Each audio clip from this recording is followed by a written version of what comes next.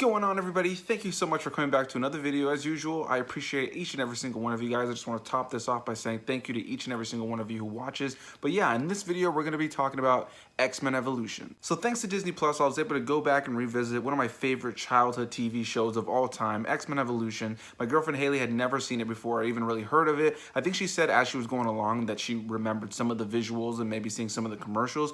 But yeah, she had never watched the show, and we sat down and watched a little bit of it on Disney Plus. She liked it, and she was willing to watch the rest with me, and then we just binged the rest of the series. And man, this had to be one of my favorite shows as a kid. The X-Men have always held a really special place in my heart. I've always been a big fan of the franchise, whether it's the movies, the TV shows, the video games, the comic books. There's just so much about the characters in that world that I really love. There's so many characters within it that I really love, and X-Men Evolution was one of my favorite things growing up as a kid. And watching it now, I can definitely say I think it's still one of my favorite X-Men things of all time. As usual, you have the X-Men characters who all live at the Xavier Institute, and they all learn how to better use their mutant abilities and how to better blend in with the outside world that they know is prejudiced of them.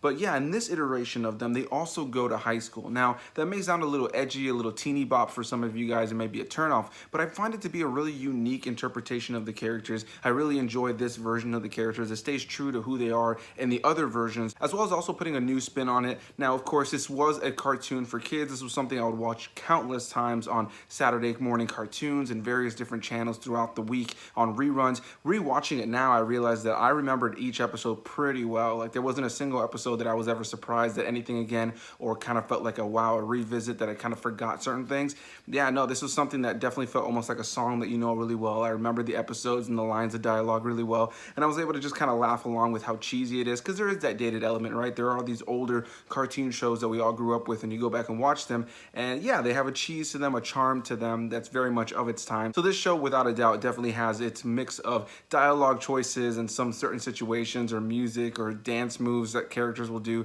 that are all cheesy. But yeah, as far as the X-Men portion of it goes, I really love this show. I just kind of wanted to be able to make a video and just kind of rant about it for a little bit, because this is a show that I think a lot of people don't really talk about anymore. But I think as far as an X-Men show goes, it has great character development and just great characters as an overall, and makes you actually care about the X-Men. I think this show does a really good job. Growing up as a kid, Nightcrawler was my favorite X-Men character outside of Wolverine, and yeah, I really love him in this show as well as all the other X-Men. And yeah, this is just a really fun show that some of the animation's a little dated on. Like I said, some of the dialogue and certain things about it are cheesy. There's not a single one of these old superhero cartoons that were meant for like Saturday morning cartoons that is not cheesy when you go back and watch them. So this is just another one of those that I think has a unique twist on the X-Men story. It's a lot of fun, and my biggest issue with this show, going back and watching it outside of the elements that are dated, is how short it is. It ends in such a cool way. It ends kind of setting up what can be. It ends in a way that really just shows you where the show can go and how much cooler it can get, and then they end it. So it's a very bittersweet ending. The climax of the show is cool. Like, you can understand how it is the finale, but it almost feels